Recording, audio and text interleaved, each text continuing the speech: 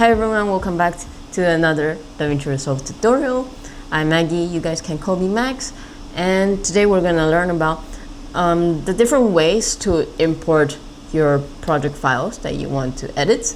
And yeah, let's dig in. So simple. This one is the media pool. So what you do is you can drag from the media story search and drop it into the media pool. Alright, so here you have it. However, what is the problem? We have lost basically the folder hierarchy from here. So everything in data, it's mixed up together. The GoPro footage, the Sony footage, Insta360 footage. So one way to do this, obviously, let's go back. Obviously, we can create bins first, right? GoPro, and then we just drop the GoPro stuff into the GoPro folder and continuously for each folder. So that might be a bit redundant. So stay until the end and we will teach you the ultimate method I personally prefer. Of course, this one is very easy. And if you don't really have a folder structure, it doesn't matter.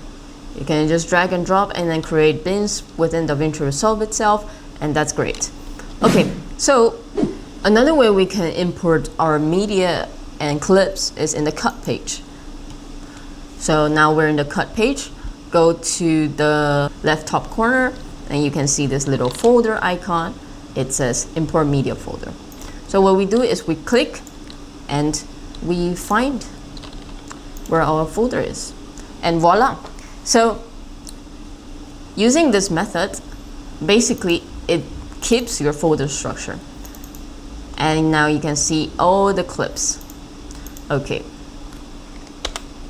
And by the way, guys, if you are into color grading, we are doing a collaboration with Dehancer. If you haven't heard of it, Dehancer is a film emulation software plugin available in Davinci Resolve, Final Cut Pro, After Effects, Premiere, Photoshop. Super exciting. Use this promo code for 10% off. Now I'll teach you a third method. Let's come to the edit page. Let's open up our folder where all our clips are, and let's just drag it and drop it over here. And voila! Keeping all the folder structure, done. Just be careful of one thing. You don't want to drop it into this column. You want to drop it into this column, because if you drop it into this column, what happens is that everything is mixed up. So you kind of lose the folder structure. Alright, so that was 3 methods how you can import your media files, your clip. And if it helped you, please remember to like and subscribe. It really means a lot. And share it with your friends who are also trying to learn Davinci Resolve. And yeah, I'll see you in the next one.